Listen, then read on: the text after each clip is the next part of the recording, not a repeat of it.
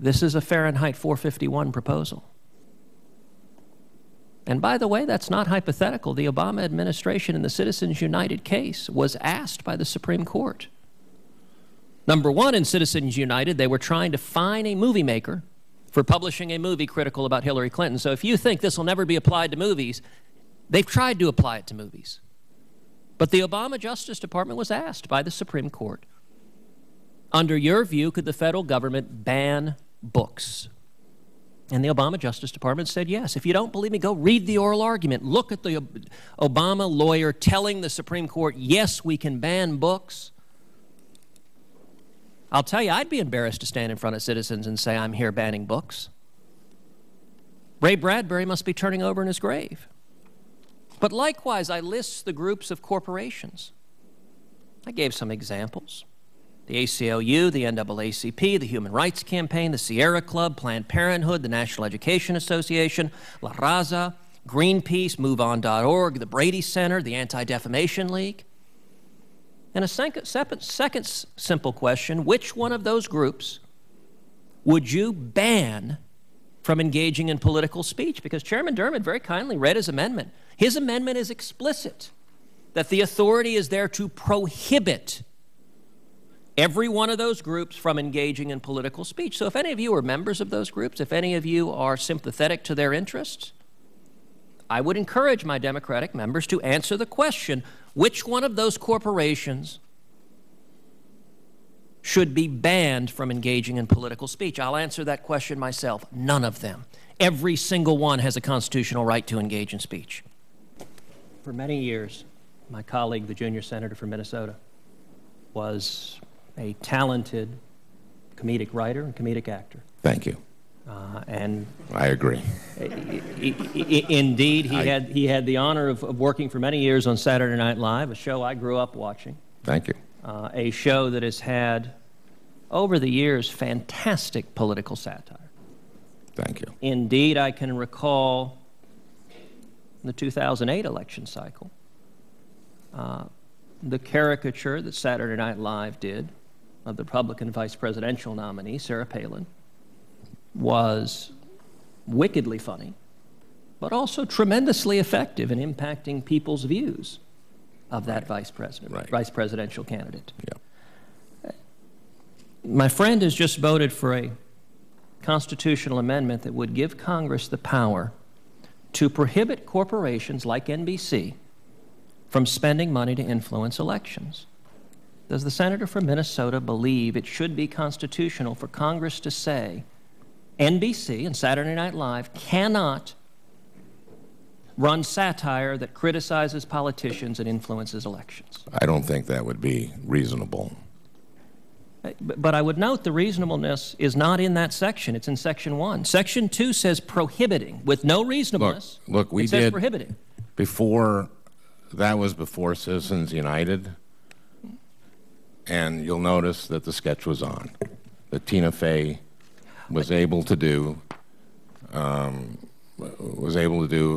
Sarah Palin. Well, you'll notice that in 2000, Jim Downey wrote a devastating Al Gore in those debates that I think may have affected that election, since it was since Al Gore won the plurality of the vote in that election. I think that this parade of horribles that you're talking about is just not realistic. You know, I just think that this is reasonable. This is what existed. This was the law as it existed before a 5-4 decision. And I agree with Senator Hirono that I think people would feel a lot better if it wasn't a 5-4 decision from a court that's made a lot of 5-4 decisions that seem to go in a certain direction. If I might ask a follow-up question.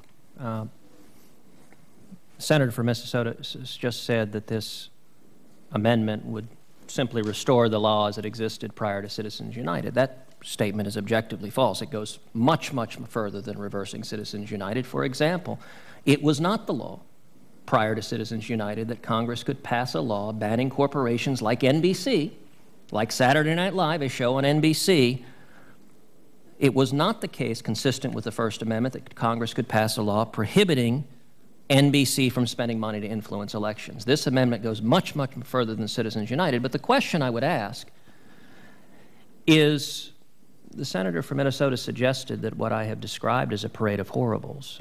I would suggest it follows directly from the legislative and the constitutional language you have just voted on. And the question I would ask in particular is the senator from Minnesota criticized the Citizens United case as describing it, I forget the terms, but in very bad terms, whatever the adjectives were that were applied. I'm not going to hold you for the exact quote. I appreciate that. I would note, the question I want to ask is whether the senator from Minnesota believes that Congress should be able to ban movies. And if the answer is no, Citizens United was about Congress fining a movie maker for publishing a movie critical of Hillary Clinton.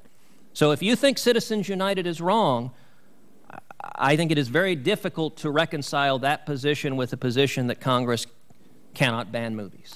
I think the court decided a different question than it was asked in Citizens United. I also believe that Congress did have the rights to put limits on corporate spending before Citizens United in certain ways. I would ask the same question that I asked the senator from Minnesota that he declined to answer, which is, number one, under the text of this amendment, could Congress ban political movies? Could Congress ban books? And would it be constitutionally permissible for Congress to prohibit the NAACP from speaking about politics? I would say to the senator what I've said earlier. What we are talking about is reasonable, content-neutral regulation. What the senator has suggested in his parade of horribles, going back to your logic course, reduction ad absurdum, is not going to carry the day in this debate, nor with the American people. And are you willing to answer any of those questions, yes or no? I've just answered those questions by saying that if you... I'll answer them all no. Do you, if you're going to reduce this to the absurd, we'll be here for another hour and a half. Should we be able to ban movies, yes or no? What's absurd about asking that question? No, and there is nothing about banning movies in this amendment. Subcommittee stands adjourned.